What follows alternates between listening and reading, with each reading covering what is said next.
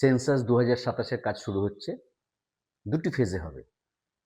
একটি হচ্ছে অগাস্টে, আরেকটা হচ্ছে 2027-এর মার্চে। তা প্রথম ফেজে হবে বাড়ি গণনা আর দ্বিতীয় ফেজে হবে জনগণনা।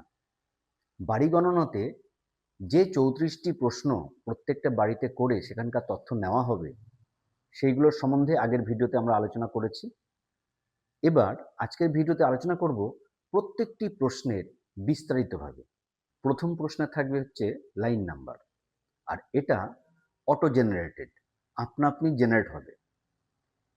এবার দ্বিতীয় প্রশ্নে থাকবে বিল্ডিং নাম্বার। বিল্ডিং নাম্বার বসানোর আগে আমাদের কিছু ডেফিনেশন জেনে নিতে হবে, যে প্রেমিসেসটা কি, বা কোনো কিছু যখন দেখব সেটা কি বিল্ডিংয়ের মধ্যে পড়ে কি পড়ে না। যদি বিল্ডিংয়ের মধ্যে পড়ে তাহলে সেটার মধ্যে নাম্বার বসাবো, যদি বিল্ডিংয়ের মধ্যে না পড়ে তাহলে তাতে নাম্বার বসাবো না। আসুন জেনে নিই কিছু সংজ্ঞা। প্রেমিসেস। প্রেমিসেস বলতে একটি গৃহ ও তৎসংলগ্ন জমিকে অথবা অ্যাপার্টমেন্ট, ফ্ল্যাট, বহুতলের ক্ষেত্রে সাধারণের জন্য ব্যবহৃত কমন অংশকে বোঝানো হয়। একটি বাড়ি সবসময় পাঁচিল বা বেড়া দিয়ে ঘেরা হবে এমন কোনো কথা নেই। এসব ক্ষেত্রে বসবাসকারী পরিবারটি যে জমি বা কমন অংশ ব্যবহার করেন সেটাই প্রেমিসেস হিসাবে পরিগণিত হবে। বিল্ডিং জেনে নিই, বিল্ডিং বলতে আমরা কি বুঝি। বিল্ডিং বলতে সাধারণত আমরা জমির ওপর তৈরি করা একক একটি কাঠামোকে বুঝি। সাধারণত একটি কাঠামোর 4টি দেওয়াল ও একটি ছাদ থাকে। কখনো কখনো একটা বাড়িতে একাধিক কাঠামো থাকতে পারে, যেগুলো বাসস্থান হিসাবে অথবা অন্যান্য উদ্দেশ্যে, যেমন দোকান, ব্যবসার জায়গা, অফিস, কারখানা, কর্মশালা, ওয়ার্কশেড, বিদ্যালয়, বিনোদনস্থল, উপাসনাগৃহ, গুদামঘর, ভাড়ার ঘর ইত্যাদি হিসাবে ব্যবহৃত হচ্ছে বা হতে পারে। এমনও হতে পারে যে এইসব স্বয়ংসম্পূর্ণ অংশগুলি একই সঙ্গে একাধিক উদ্দেশ্যে ব্যবহৃত হচ্ছে, যেমন বাসগৃহ সহ দোকান, বাসগৃহ সহ কারখানা, বাসগৃহ সহ অফিস, বাসগৃহ সহ ডাক্তারখানা, বাসগৃহ সহ টিউশন পড়ানোর জায়গা, বাসগৃহ সহ বিউটি পার্লার ইত্যাদি। এবার 3 নম্বর প্রশ্নে থাকবে সেন্সাস হাউস নাম্বার। সেন্সাস হাউসটা কি জিনিস, আসুন আগে জেনে নিই সেটা। সেন্সাস হাউস হচ্ছে একটি বিল্ডিং বা একটি বিল্ডিংয়ের অংশ, যা রাস্তা বা সড়িকি উঠোন বা সিঁড়ি ইত্যাদি থেকে নিজস্ব আলাদা প্রবেশপথ থাকার সুবাদে একটি স্বয়ংসম্পূর্ণ অংশ হিসেবে ব্যবহৃত বা পরিগণিত হয়। যদি কোনো বিল্ডিংয়ে একাধিক ফ্ল্যাট বা ব্লক বা অংশ থাকে, যেগুলির প্রত্যেকটি রাস্তা বা সড়িকি উঠোন বা সড়িকি সিঁড়ি থেকে আলাদা আলাদা প্রবেশপথ থাকার সুবাদে স্বয়ংসম্পূর্ণ, সেগুলির প্রত্যেকটিকেই আলাদা আলাদা সেন্সাস হাউস হিসাবে বিবেচনা করতে হবে। প্রশ্ন 4, 5 আর 6 এই তিনটাতে থাকবে বিল্ডিংয়ের মেঝে, দেওয়াল এবং ছাদের প্রধান উপাদান কি। এবার যদি কোনো বিল্ডিংয়ে মেঝে বা দেওয়াল বা ছাদ 2-3 রকম উপাদান দিয়ে তৈরি হয়, বেশিরভাগ উপাদান কোনটা সেটা জেনে নিয়ে সেটাই লিখে রাখতে হবে। 4 নম্বর প্রশ্নে থাকবে মেঝের প্রধান উপাদান কি। 4 নম্বর প্রশ্নের 7খানা অপশান আছে। প্রথম অপশান হচ্ছে মাড, সেকেন্ড অপশান উড অথবা bamboo, third option burnt brick, fourth option stone, fifth option cement, sixth option mosaic or floor tiles, seventh option any other. মেঝেটির প্রধান উপাদান যা হবে সেই অপশানটা বেছে নিয়ে সেটা সিলেক্ট করতে হবে। মেঝেটি যদি 2-3 রকম উপাদান দিয়ে তৈরি হয়, কোনো ঘর হয়তো একরকম উপাদান, আরেকটি ঘর হয়তো আরেক রকম উপাদান, সেক্ষেত্রে বাড়িটির মধ্যে বেশিরভাগ পোর্শন যেই উপাদান দিয়ে তৈরি হবে সেই অপশানটা সিলেক্ট করতে হবে। 5 নম্বর প্রশ্নে থাকবে দেওয়ালের প্রধান উপাদান কি। দেওয়ালের প্রধান উপাদানের 10খানা অপশান আছে। সেই অপশানের মধ্যে থেকে বেছে নিতে হবে বাড়িটির বেশিরভাগ পোর্শনে কোন উপাদান দিয়ে তৈরি করা হয়েছে। 6 নম্বর প্রশ্নে থাকবে ছাদের প্রধান উপাদান কি। এক্ষেত্রেও 10টি অপশনের মধ্যে থেকে সঠিক অপশানটি বেছে নিতে হবে। 7 নম্বর প্রশ্নে থাকবে গৃহটি কী হিসেবে ব্যবহৃত হয় তার উপরে প্রশ্ন। যদি কেউ সেখানে বাস করে তাহলে অপশান 1 ও অপশান 2 হবে, আর কেউ সেখানে বাস না করলে অপশান 3 থেকে অপশান 9 পর্যন্ত হবে। আর বাড়িটি যদি ফাঁকা পড়ে থাকে তাহলে অপশান 0 হবে। শুধু বাসগৃহ হলে 1 নম্বর অপশান, বাসগৃহ সহ অন্য কোনো কাজে ব্যবহৃত হলে 2 নম্বর অপশান হবে। বসবাস ছাড়া দোকান বা অফিস হলে 3 নম্বর অপশান হবে। বসবাস ছাড়া এডুকেশনাল বা ট্রেনিং সেন্টার হলে, অর্থাৎ কোনো স্কুল, কলেজ ইত্যাদি হলে 4 নম্বর অপশান হবে। টেম্পোরারি থাকার জায়গা যেমন হোটেল, লজ, গেস্ট হাউস ইত্যাদি হলে 5 নম্বর অপশান হবে। হসপিটাল, ওষুধের দোকান ইত্যাদি হলে 6 নম্বর অপশান হবে। ম্যানুফ্যাকচারিং, প্রোডাকশন, প্রসেসিং, রিপেয়ারিং অথবা সার্ভিসিং এর কাজে ব্যবহৃত হয়, অর্থাৎ ফ্যাক্টরি, ওয়ার্কশপ, ওয়ার্কশেড ইত্যাদি হলে 7 নম্বর অপশান হবে। প্লেস অফ ওরশিপ অর্থাৎ মন্দির, মসজিদ, চার্চ, গুরুদুয়ার ইত্যাদি হলে 8 নম্বর অপশান হবে। বসবাস ছাড়া অন্য কোনো কাজে ব্যবহৃত হয় যা 3 নম্বর থেকে 8 নম্বর পর্যন্ত অপশানে উল্লেখ করা নেই, এমন হলে 9 নম্বর অপশান হবে। কোনো সেন্সাস গৃহ যদি ফাঁকা পড়ে থাকে, ভ্যাকেন্ট বা 0 অপশান হবে। একটি সেন্সাস গৃহকে তখনই ভ্যাকেন্ট বলা যাবে যদি সেটি জরাজীর্ণ হয়, যেখানে মেরামতের প্রয়োজন বা নির্মীয়মান হয়, বা যদি ভাড়াটিয়ার প্রয়োজন হয় বা সেটি ভাঙার প্রয়োজন হয়। যদি 1 অথবা 2 নম্বর অপশান ছাড়া 3 থেকে 9 নম্বর অপশান বা 0 হয়, তাহলে অ্যাপটি সরাসরি 34 নম্বর অপশানে চলে যাবে, মাঝের অপশানগুলো আর আসবে না।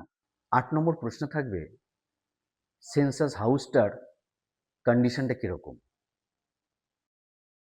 9 নম্বর প্রশ্নে থাকবে হাউস হোল্ড নাম্বার। তা প্রথমে আমাদের জেনে নিতে হবে হাউস হোল্ড বলতে গেলে আমরা কি বুঝি। হাউস হোল্ড অথবা পরিবার বলতে কি বুঝি আমরা। হাউসহোল্ড, একটি হাউসহোল্ড বা পরিবার বলতে সাধারণত কোনো একদল ব্যক্তিকে বোঝায় যারা স্বাভাবিকভাবেই একসঙ্গে বসবাস করেন এবং একই হেসেল থেকে খাবার খান। যদি না কাজের প্রয়োজনে তাদের কোনো একজনের পক্ষে এক হেসেলে খাওয়া সম্ভব না হয়। একই পরিবারে বসবাসকারী ব্যক্তিগণ পরস্পরের সঙ্গে আত্মীয়তার সম্পর্কে সম্পর্কিত হতেও পারেন বা নাও হতে পারেন। আবার একই সঙ্গে দুরকম লোকই থাকতে পারেন, কিন্তু যদি পরস্পরের সাথে সম্পর্কিত নন এরকম কোনো ব্যক্তি সমষ্টি একটি সেন্সাস গৃহে বসবাস করেন কিন্তু এক হেসেলের খাবার না খান, তাহলে তারা একত্রে একটি পরিবার হিসাবে গণ্য হবেন না। সেক্ষেত্রে এরকম প্রতিটি লোককে আলাদা আলাদা পরিবার হিসাবে গণ্য করতে হবে। কোনো একটি ব্যক্তি সমষ্টি একটি পরিবার কি না তা নির্ণয় করার জন্য গুরুত্বপূর্ণ যোগসূত্র হল হেসেল। একটি পরিবার 1 সদস্যের, 2 সদস্যের বা বহু সদস্যের হতে পারে। সাধারণত পরিবার 3 ধরনের হতে পারে: সাধারণ পরিবার বা নর্মাল হাউসহোল্ড, প্রাতিষ্ঠানিক পরিবার বা ইনস্টিটিউশনাল হাউসহোল্ড এবং গৃহহীন পরিবার বা হাউসলেস হাউসহোল্ড। গৃহতালিকা প্রস্তুতিকরণ ও গৃহ গণনা পর্যায়ে শুধু সাধারণ পরিবার ও প্রাতিষ্ঠানিক পরিবারগুলিকে গণনার আওতায় আনা হবে। নর্মাল হাউসহোল্ড, নর্মাল হাউসহোল্ড বা সাধারণ পরিবার বলতে সাধারণত কোনো একদল ব্যক্তিকে বোঝায় যারা সচরাচর একসঙ্গে বসবাস করেন এবং একই হেসেল থেকে খাবার খান। তাদের মধ্যে যদি কোনো একজনের পক্ষে কাজের প্রয়োজনে এক হেসেলে খাওয়া সম্ভব নাও হয়, তবুও তিনি পরিবারটির অংশ। সাধারণ পরিবারে বসবাসকারী ব্যক্তিগণ পরস্পরের সম্পর্কিত হতেও পারেন, নাও হতে পারেন, কিন্তু প্রাতিষ্ঠানিক পরিবারের ব্যক্তিরা পরস্পরের সাথে সম্পর্কিত হবেন না। কিছু কিছু ক্ষেত্রে উপরোক্ত পরিবারের সংজ্ঞা যথাযথভাবে প্রয়োগ করা মুশকিল হতে পারে। উদাহরণস্বরূপ, যদি কোনো ব্যক্তি একটি সেন্সাস হাউসে একা বাস করেন, সেখানে তিনি রান্না করে খান বা না খান, তবুও তাকে একটি পরিবার হিসেবে ধরতে হবে। একইভাবে কোনো দম্পতি বা পরস্পরের সঙ্গে সম্পর্কিত একদল ব্যক্তি একটি সেন্সাস হাউসে বাস করেন, কিন্তু কোনো কারণে বাইরে থেকে খাবার আনিয়ে খান, তাদের একটি সাধারণ পরিবার হিসাবে গণ্য করতে হবে। ইনস্টিটিউশনাল হাউসহোল্ড, পরস্পরের সঙ্গে সম্পর্কিত নন এমন একদল ব্যক্তি যারা একটি প্রতিষ্ঠানে বসবাস করেন এবং একই হেসেল থেকে খাবার খান, তাদেরকে ইনস্টিটিউশনাল হাউসহোল্ড বা প্রাতিষ্ঠানিক পরিবার হিসেবে বিবেচনা করতে হবে। এ ধরনের প্রাতিষ্ঠানিক পরিবারের উদাহরণ হলো boarding house, mess, hostel, hotel, উদ্ধারাশ্রম, সংশোধনাগার, ভিক্ষুকদের হোম, অনাথ আশ্রম, বৃদ্ধাবাস, অবজারভেশন হোম ইত্যাদি। অনেক সময় দেখা যায় যে কাছাকাছি শিক্ষা প্রতিষ্ঠান, তথ্য প্রযুক্তি বা ইনফরমেশন টেকনোলজি ও অন্যান্য কোম্পানি, ব্যবসায়িক কেন্দ্র, কর্পোরেশন প্রভৃতি থাকে, সেখানে ছাত্র, শিক্ষার্থী, কর্মী ইত্যাদিদের জন্য নিকটবর্তী এলাকার অনেক বাড়িতে পেইং গেস্ট হিসেবে থাকার ব্যবস্থা করা হয়। এই সব ক্ষেত্রে বাড়ির মালিক নির্দিষ্ট মাসিক অর্থের বিনিময়ে আবাসিকদের থাকা, খাওয়া ও অন্যান্য সুযোগ সুবিধা দিয়ে থাকেন। যদি এই সব পেইং গেস্ট আবাসনে একদল পরস্পরের সাথে সম্পর্কবিহীন ব্যক্তি একই সঙ্গে বসবাস করেন এবং একই হেসেল থেকে খাবার খান, এবং যদি সেই আবাসনটি সরকারি রেজিস্ট্রিকৃত হয়, তবে তাকে প্রাতিষ্ঠানিক পরিবার হিসেবে বা ইনস্টিটিউশনাল হাউসহোল্ড হিসেবে গণ্য করতে হবে। এই প্রতিষ্ঠানটি যদি সরকারি রেজিস্ট্রিকৃত না হয়, তবে তা সাধারণ পরিবার হিসেবে গণ্য করতে হবে। যদি এই প্রতিষ্ঠানের আবাসিকরা একই হেসেল থেকে খাবার না খান, তবে প্রত্যেক আবাসিক পৃথক পৃথক সাধারণ পরিবার হিসেবে গণ্য হবেন। যদি প্রতিষ্ঠান নয় এমন কোনো সেন্সাস হাউসে বসবাসকারী পরস্পরের সাথে সম্পর্কবিহীন ব্যক্তিরা একই হেসেল থেকে খাবার খান, তবে তাদেরকে একটি সাধারণ পরিবারের সদস্য হিসাবে গণ্য করা হবে। এই ধরনের পরিবারের গণনা অন্যান্য সাধারণ পরিবারের মতোই হবে। হাউসলেস হাউসহোল্ড বা গৃহহীন পরিবার। গৃহহীন পরিবার বলতে সেই সব পরিবারকে বোঝায় যারা খোলা জায়গায় বা রাস্তার ধারে, ফুটপাথে, বড় হিউম পাইপের ভেতরে, উড়ালপুল বা তার সিঁড়ির নিচে, বা মন্দির বা ধর্মস্থান সংলগ্ন কোনো খোলা চত্বরে, কোনো মণ্ডপে, রেলের প্ল্যাটফর্ম ইত্যাদিতে বাস করেন। গৃহতালিকা প্রস্তুতিকরণ ও গৃহ গণনার পর্যায়ে গৃহহীন পরিবার আওতাভুক্ত হবে না। গৃহহীন পরিবারগুলিকে জনগণনার দ্বিতীয় পর্বে অর্থাৎ জনসংখ্যা গণনার সময় অন্তর্ভুক্ত করা হবে। 9 নম্বর প্রশ্নে থাকবে পরিবারের সংখ্যা। 10 নম্বর প্রশ্নে থাকবে পরিবারে নিয়মিতভাবে বসবাসকারী মোট সদস্যের সংখ্যা। 11 থেকে 13 পর্যন্ত প্রশ্নে থাকবে পরিবারের প্রধানের বিষয়ে প্রশ্ন। 11 নম্বর প্রশ্নে থাকবে পরিবারের প্রধানের নাম। নর্মাল হাউসহোল্ডের ক্ষেত্রে যে বা যিনি পরিবারের সকল সিদ্ধান্ত গ্রহণ করেন, সে বা তিনি যে লিঙ্গেরই বা যে বয়সেরই হন না কেন, তিনিই হবেন head of the household. Institutional হাউসহোল্ডের ক্ষেত্রে কারো পার্সোনাল নাম লেখা যাবে না, সেক্ষেত্রে ইনচার্জের অফিসিয়াল ডেজিগনেশন উল্লেখ করতে হবে, যেমন হোস্টেল ওয়ার্ডেন, ম্যানেজার, জেলার, সুপারিনটেনডেন্ট। 12 নম্বর প্রশ্ন থাকবে পরিবারের প্রধানের লিঙ্গ, পুরুষ, মহিলা না অন্য কিছু। 13 নম্বর প্রশ্ন থাকবে, পরিবারের প্রধান এসসি, এসটি অথবা অন্যান্য কিনা। 14 নম্বর প্রশ্নে থাকবে গৃহের মালিকানার বিবরণ। 15 নম্বর প্রশ্নে থাকবে শুধুমাত্র এই পরিবারের হেফাজতে রয়েছে এমন বসবাসযোগ্য ঘরের সংখ্যা। ডুয়েলিং রুমের মধ্যে পড়বে লিভিং রুম বা বসার ঘর, বেডরুম বা শোয়ার ঘর, ডাইনিং রুম বা খাবার ঘর, ড্রয়িং রুম বা বৈঠকখানা, স্টাডি রুম বা পড়ার ঘর এবং সার্ভেন্টস রুম বা ভৃত্যের ঘর। ডুয়েলিং রুমের মধ্যে যেগুলো পড়বে না সেগুলো হলো kitchen, bathroom, latrine, store room, passageway বা চলাচলের পথ এবং বারান্দা। 16 নম্বর প্রশ্নে থাকবে এই পরিবারে বসবাসকারী বিবাহিত দম্পতির সংখ্যা। 17 থেকে 25 পর্যন্ত থাকবে পরিবারগুলি যেসব সুবিধা উপভোগ করে সেই বিষয়ে প্রশ্ন। 17 নম্বর প্রশ্নে থাকবে পানীয় জলের প্রধান উৎস। পাইপড ওয়াটারের ক্ষেত্রে ট্রিটেড ট্যাপ বা পরিশোধিত কলের জল হলে 1 নম্বর অপশন হবে। এক্ষেত্রে প্রেমিসেসে পৌঁছানোর আগে জলটি অবশ্যই ফিল্ট্রেশন বা কেমিক্যাল ডিসইনফেকশন বা রাসায়নিক জীবাণু মুক্তকরণ হতে হবে।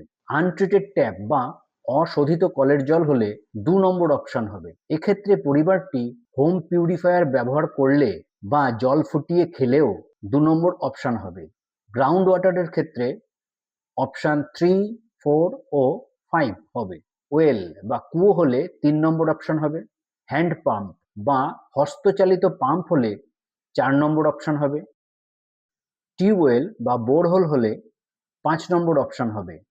এক্ষেত্রে জল তোলার জন্য ইলেকট্রিক্যাল বা ডিজেল পাম্প ব্যবহার করা হয়। সারফেস ওয়াটার বা প্রাকৃতিক ও উন্মুক্ত জলাশয়ের ক্ষেত্রে অপশন 6, 7 ও 8 হবে। এই অপশন তখনই সিলেক্ট করতে হবে যদি পরিবারটি এইসব সোর্সকেই তাদের পানীয় জল হিসাবে ব্যবহার করে।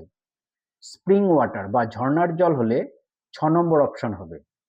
রিভার বা ক্যানেল অর্থাৎ নদী বা খাল হলে 7 নম্বর অপশন হবে। ট্যাঙ্ক বা পন্ড অর্থাৎ জলাধার, পুকুর বা হ্রদ হলে 8 নম্বর অপশন হবে। প্যাকেজড বা বটলড ওয়াটার হলে 9 নম্বর অপশন হবে। বাড়িতে কল থেকে বোতলে জল ভরে রাখলে তা 9 নম্বর অপশনে হবে না। ট্যাঙ্কারে করে জল সাপ্লাই হলে অথবা বৃষ্টির জল জমিয়ে রেখে সেটা পানীয় জল হিসেবে ব্যবহার করলে অপশন 0 হবে। 18 নম্বর প্রশ্নে থাকবে পানীয় জলের উৎসটি কোথায়। পানীয় জলের উৎস যদি প্রেমিসেসের ভিতরে হয় তাহলে অপশন 1 হবে। পানীয় জলের উৎস যদি প্রেমিসেসের বাইরে কিন্তু কাছাকাছি হয় তাহলে অপশন 2 হবে। শহুরে এলাকার ক্ষেত্রে এই দূরত্ব প্রেমিসেস থেকে 100 মিটারের মধ্যে হতে হবে। গ্রামীণ এলাকার ক্ষেত্রে এই দূরত্ব প্রেমিসেস থেকে 500 মিটারের মধ্যে হতে হবে। পানীয় জলের উৎস যদি প্রেমিসেসের থেকে দূরে হয় তাহলে অপশন 3 হবে। শহুরে এলাকার ক্ষেত্রে এই দূরত্ব প্রেমিসেস থেকে 100 মিটারের বেশি। গ্রামীণ এলাকার ক্ষেত্রে এই দূরত্ব প্রেমিসেস থেকে 500 মিটারের বেশি। প্যাকেজড ড্রিঙ্কিং ওয়াটার যদি মেইন সোর্স হয় এবং সেটি যদি ফিজিক্যালি বাড়ির ডোর স্টেপ পর্যন্ত কেউ নিয়মিতভাবে পৌঁছে দেয় সেক্ষেত্রে কোড 1 সিলেক্ট করতে হবে। 19 নম্বর প্রশ্নে থাকবে আলোর প্রধান উৎস। ইলেকট্রিসিটি হলে অপশন 1 হবে। কেরোসিন তেল হলে অপশন 2 হবে। সোলার এনার্জি হলে অপশন 3 হবে। অন্যান্য তেল হলে অপশন 4 হবে। উল্লেখ করা নেই এমন কোনো সোর্স হলে অপশন 5 হবে। আলোর কোনো ব্যবস্থা না থাকলে অপশন 6 হবে। 20 নম্বর প্রশ্নে থাকবে শৌচালয়ের উপলব্ধতা। শৌচালয়টি যদি কেবলমাত্র ওই পরিবারটি ব্যবহার করে তাহলে অপশন 1 হবে। শৌচালয়টি যদি অন্য কোনো পরিবারের সাথে ভাগাভাগি করে ব্যবহার করা হয় তাহলে অপশন 2 হবে। যদি পরিবারটির কাছে কোনো শৌচালয় উপলব্ধ না থাকে এবং পরিবারের সদস্যরা সর্বসাধারণের জন্য ব্যবহৃত শৌচালয় ব্যবহার করেন তাহলে অপশন 3 হবে। অপশন 2 আর অপশন 3 এর মধ্যে পার্থক্য হলো অপশন 2 অর্থাৎ শেয়ার্ড ল্যাট্রিনের ক্ষেত্রে নির্দিষ্ট পরিবারগুলিই কেবলমাত্র সেই ল্যাট্রিন ব্যবহার করতে পারবেন, যে কেউ চাইলেই সেটা ব্যবহার করতে পারবেন না। অপশন 3 অর্থাৎ পাবলিক ল্যাট্রিনের ক্ষেত্রে যে কেউ চাইলেই সেটা ব্যবহার করতে পারবেন, তা সে ফ্রিও হতে পারে, আবার পেমেন্ট বেসিসেও হতে পারে। যদি পরিবারটির কাছে কোনো শৌচালয় উপলব্ধ না থাকে এবং পরিবারটি যদি উন্মুক্ত কোনো স্থান ব্যবহার করেন, তাহলে অপশন 4 হবে। 21 নম্বর প্রশ্নে থাকবে শৌচালয়ের ধরন। ফ্ল্যাশ বা পোর ফ্ল্যাশ শৌচালয়ের ক্ষেত্রে প্যানের নিচে ইংরেজি ইউ আকৃতির পাইপ থাকে, যা মাছি বা দুর্গন্ধযুক্ত বায়ু চলাচলের পথকে রুদ্ধ করে। এগুলিতে জল ঢেলে বা একটি সিস্টার্নের সাহায্যে ফ্ল্যাশ করে বর্জ্য নিষ্কাশন করা হয়। এই ধরনের শৌচালয় যদি নলবাহিত পয়ঃ প্রণালীর সাথে যুক্ত থাকে, তাহলে অপশন 1 হবে। এই ধরনের শৌচালয় যদি সেপটিক ট্যাঙ্কের সঙ্গে যুক্ত থাকে, তাহলে অপশন 2 হবে। এই দুই ব্যবস্থা ব্যতীত অন্য কোনো ব্যবস্থা হলে অপশন 3 হবে। মানুষের বর্জ্য ও ময়লা জলের নিকাশি যদি মাটির ভেতরে কোনো গর্তে গিয়ে জমা হয়, তাহলে তাকে পিটযুক্ত পায়খানা বলে। স্ল্যাবযুক্ত টুইন পিট হলে অপশন 4 হবে। স্ল্যাব ছাড়া টুইন পিট হলে অপশন 5 হবে। স্ল্যাবযুক্ত সিঙ্গেল পিট হলে অপশন 6 হবে। স্ল্যাব ছাড়া সিঙ্গেল পিট হলে অপশন 7 হবে। দেশের কোনো কোনো অঞ্চলের শৌচালয়ের ক্ষেত্রে মল ও ময়লা জল কোনো একটি বৃহৎ বালতির মতো পাত্রে বা খোলা জায়গা থেকে সংগ্রহ করা হয়। এরপর কোনো মানুষ সেই মল কোনো পাত্র করে বহন করে ফেলে দিয়ে আসেন।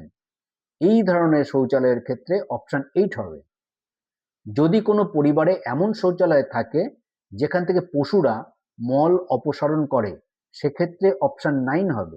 দেশের কোনো কোনো অঞ্চলে বাড়ির চৌহদ্দির মধ্যে থাকা শৌচালয়ের থেকে নির্গত বর্জ্য কোনো খোলা ড্রেনে গিয়ে পড়ে বা বাহিত হয়।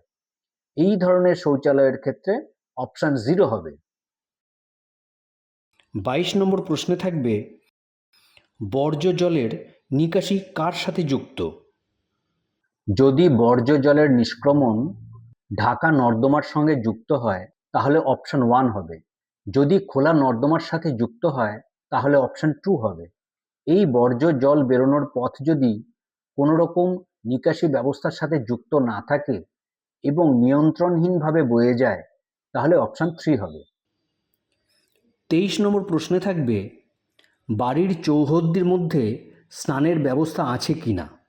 যদি বাড়ির চৌহদ্দির মধ্যে একটা ঘর শুধুমাত্র স্নানের জন্য ব্যবহার করা হয়, তাহলে অপশন 1 হবে। যদি বাড়ির চৌহদ্দির মধ্যে ছাদবিহীন ঘেরা জায়গা স্নানের জন্য ব্যবহার করা হয়, তাহলে অপশন 2 হবে। যদি বাড়ির চৌহদ্দির মধ্যে স্নানের জন্য আলাদা ঘর বা ছাদবিহীন ঘেরা জায়গা কিছুই না থাকে, তাহলে অপশন 3 হবে। 24 নম্বর প্রশ্নে থাকবে রান্নাঘর ও এলপিজি অথবা পিএনজি এর সংযোগ আছে কি না? কোনো পরিবার যদি রান্নাঘরে রান্না করেন এবং এলপিজি অথবা পিএনজি সংযোগও থাকে, তাহলে অপশন 1 হবে। কোনো পরিবার যদি রান্নাঘরে রান্না করেন কিন্তু এলপিজি অথবা পিএনজি সংযোগ না থাকে, তাহলে অপশন 2 হবে। কোনো পরিবার যদি সেন্সাস গৃহের মধ্যে কোনো ঘেরা জায়গায় রান্না করে, তাদের যদি রান্নাঘর হিসেবে আলাদা কোনো ঘর না থাকে, তাহলে এলপিজি অথবা পিএনজি সংযোগ রয়েছে কিনা তার ভিত্তিতে অপশন 3 এবং অপশন 4 হবে। যদি পরিবারটি কোনো খোলা জায়গায় বা বাড়ির বাইরে রান্না করেন, তাহলে এলপিজি অথবা পিএনজি সংযোগ রয়েছে কিনা তার ভিত্তিতে অপশন 5 অথবা 6 হবে। কোনো কারণে যদি পরিবারটিতে রান্না না হয়, তবে রান্নাঘর থাকুক বা না থাকুক, অপশন 7 হবে। যদি কোনো রান্নাঘর বা খোলা স্থান রান্নার উদ্দেশ্যে একই বাড়ির 2 বা ততোধিক পরিবার কর্তৃক ব্যবহার করা হয়, তবে সেই সকল পরিবারের জন্য যে অপশন প্রয়োজন 1 থেকে 6 এর মধ্যে, সেই অপশনটাই সমস্ত পরিবারের জন্য নথিভুক্ত করতে হবে। কিন্তু এলপিজি অথবা পিএনজি সংযোগ কেবলমাত্র সেই পরিবারের ক্ষেত্রেই নথিভুক্ত করতে হবে যার কাছে এলপিজি অথবা পিএনজি সংযোগ রয়েছে। 25 নম্বর প্রশ্নে থাকবে রান্নায় ব্যবহৃত প্রধান জ্বালানি। ফায়ারউড বা জ্বালানি কাঠ হলে অপশন 1 হবে। ক্রপ রেসিডিউ বা ফসলের অবশিষ্টাংশ হলে অপশন 2 হবে। কাউডাং কেক বা ঘুটে হলে অপশন 3 হবে। কয়লা, লিগনাইট, কাঠকয়লা হলে অপশন 4 হবে। কেরোসিন হলে অপশন 5 হবে। এলপিজি অথবা পিএনজি হলে অপশন 6 হবে। ইলেকট্রিসিটি হলে অপশন 7 হবে। বায়োগ্যাস হলে অপশন 8 হবে, সোলার হলে অপশন 9 হবে, উল্লেখ করা নেই এমন কিছু হলে অপশন 0 হবে। 26 থেকে 32 নম্বর পর্যন্ত প্রশ্নে থাকবে যেসব পরিসম্পদ পরিবারটির হেফাজতে রয়েছে তার উপরে প্রশ্ন। 26 নম্বর প্রশ্নে থাকবে রেডিও ট্রানজিস্টর সম্পর্কে প্রশ্ন। যদি কোনো পরিবারে সাধারণ রেডিও বা ট্রানজিস্টর থাকে বা দুটোই থাকে তাহলে অপশন 1 হবে। যদি পরিবারটি মোবাইল ফোনের মাধ্যমে রেডিও শোনেন তাহলে অপশন 2 হবে। যদি পরিবারটি গাড়ির স্টিরিও বা অনুরূপ কোনো যন্ত্রের মাধ্যমে রেডিও শোনেন তাহলে অপশন 3 হবে। যদি পরিবারটিতে এইসবের একটিও না থাকে তাহলে অপশন 4 হবে। 27 নম্বর প্রশ্নে থাকবে টেলিভিশন সম্পর্কে প্রশ্ন। বিনামূল্যে দূরদর্শনের ডিশ অ্যান্টেনা থাকলে অপশন 1 হবে। অর্থের বিনিময়ে অন্যান্য ডিটিএইচ বা ডিশ যেমন tata sky, dish TV, Airtel ইত্যাদি থাকলে অপশন 2 হবে। কেবল অপারেটরের মাধ্যমে কেবল নেটওয়ার্কের সাহায্যে টিভির পরিষেবা উপভোগ করলে অপশন 3 হবে। উল্লেখ করা নেই এমন কোনো পদ্ধতিতে যদি টিভি দেখা হয় যেমন আইপিটিভি বা ইন্টারনেট প্রোটোকল টেলিভিশন, সেক্ষেত্রে অপশন 4 হবে। পরিবারটিতে টেলিভিশন না থাকলে অপশন 5 হবে। 28 নম্বর প্রশ্নে থাকবে ইন্টারনেটের উপলব্ধতা। যদি পরিবারটিতে ইন্টারনেটের উপলব্ধতা ল্যাপটপ বা কম্পিউটারের মাধ্যমে হয় তাহলে অপশন 1 হবে। ট্যাবলেট বা ট্যাব বা কম্পিউটারের মতো সুবিধাযুক্ত মোবাইলকে ল্যাপটপ বা কম্পিউটার হিসেবে ধরা যাবে না। ইন্টারনেটের উপলব্ধতা মোবাইল বা স্মার্টফোনের মাধ্যমে হলে অপশন 2 হবে। যদি অন্য কোনো যন্ত্রের মাধ্যমে ইন্টারনেট উপলব্ধ হয় তাহলে অপশন 3 হবে। যদি পরিবারটিতে ইন্টারনেটের উপলব্ধতা না থাকে তাহলে অপশন 4 হবে। 29 নম্বর প্রশ্নে থাকবে ল্যাপটপ বা কম্পিউটার সম্পর্কে প্রশ্ন। 30 নম্বর প্রশ্নে থাকবে টেলিফোন এবং মোবাইল ফোন অথবা স্মার্টফোন সম্পর্কে প্রশ্ন। যদি পরিবারটিতে শুধু ল্যান্ডলাইন থাকে তাহলে অপশন 1 হবে। পরিবারটিতে যদি শুধু স্মার্টফোন থাকে তাহলে অপশন 2 হবে। পরিবারটিতে যদি শুধু সাধারণ মোবাইল ফোন থাকে তাহলে অপশন 3 হবে। যদি পরিবারটিতে ল্যান্ড ফোন সহ স্মার্টফোন বা সাধারণ মোবাইল ফোন থাকে তাহলে অপশন 4 হবে। যদি পরিবারটিতে এসবের কিছুই না থাকে তাহলে অপশন 5 হবে। 31 নম্বর প্রশ্নে থাকবে সাইকেল এবং স্কুটার অথবা মোটরসাইকেল অথবা মোপেড সম্পর্কে প্রশ্ন। যদি পরিবারটিতে শুধু সাইকেল থাকে তাহলে অপশন 1 হবে। প্রতিবন্ধী ব্যক্তিদের দ্বারা ব্যবহৃত 3 চাকার সাইকেলও সাইকেল হিসেবে ধরতে হবে। যদি পরিবারটিতে স্কুটার, মোটরসাইকেল, মোপেড এগুলি থাকে তাহলে অপশন 2 হবে। যদি পরিবারটিতে সাইকেলও থাকে আবার স্কুটার, মোটরসাইকেল, মোপেডও থাকে তাহলে অপশন 3 হবে। যদি পরিবারটিতে এসবের কিছুই না থাকে তাহলে অপশন 4 হবে। 32 নম্বর প্রশ্নে থাকবে 4 চাকার গাড়ি, জিপ অথবা মোটর ভ্যান সম্পর্কে প্রশ্ন। এসব থাকলে অপশন 1 হবে আর না থাকলে অপশন 2 হবে। 3 চাকার অটোরিকশা, ই রিক্সা, সাইকেল ভ্যান এবং চাষের ট্রাক্টরকে এক্ষেত্রে গণ্য করা হবে না। 33 নম্বর প্রশ্নে থাকবে পরিবারটি প্রধানত কোন খাদ্যশস্য গ্রহণ করে তার উপর প্রশ্ন। যদি পরিবারটিতে প্রধানত ধানজাত দ্রব্য যেমন চিড়ে, খই, লাওয়া, মুড়ি, চালের গুঁড়ো ইত্যাদি গ্রহণ করে তাহলে অপশন 1 হবে। এগুলি ধান ভাঙিয়ে, চাল ভেজে, চাল গুঁড়ো করে, চাল পেষাই করে, ধান বা চাল পুড়িয়ে তৈরি করা হয়। যদি পরিবারটি প্রধানত গমজাত দ্রব্য যেমন ময়দা, রাওয়া, সুজি, ডালিয়া ইত্যাদি গ্রহণ করে তাহলে অপশন 2 হবে। এগুলি সাধারণত গম ভাঙিয়ে গুঁড়োর আকারে বা ক্ষুদ্র দানার আকারে বা প্রক্রিয়াকরণ করে বিস্কুট বা কেক ইত্যাদির আকারে পাওয়া যায়। যদি পরিবারটি প্রধানত জোয়ারজাত দ্রব্য, জোয়ার থেকে তৈরি বিস্কুট ইত্যাদির আকারে গ্রহণ করে তাহলে অপশন 3 হবে। যদি পরিবারটি প্রধানত বাজরাজাত দ্রব্য গ্রহণ করে তাহলে অপশন 4 হবে। যদি পরিবারটি প্রধানত ভুট্টাজাত দ্রব্য যেমন কর্নফ্লেক্স, কর্নফ্লাওয়ার ইত্যাদি গ্রহণ করে তাহলে অপশন 5 হবে। যদি পরিবারটি প্রধানত ওটস, বার্লি, রাগি, স্মল মিলেট বা অন্য কোনো সমতুল্য খাদ্যশস্য বা খাদ্য সামগ্রী গ্রহণ করে তাহলে অপশন 6 হবে। 34 নম্বর প্রশ্নে থাকবে মোবাইল নম্বর। সেন্সাস 2027-এর প্রথম ফেজে বাড়ি গণনার ক্ষেত্রে এনিউমারেটররা প্রত্যেক বাড়ি বাড়ি গিয়ে যে সমস্ত প্রশ্ন করবেন সেই প্রশ্নগুলির বিস্তারিত আলোচনা শেষ হলো। নমস্কার।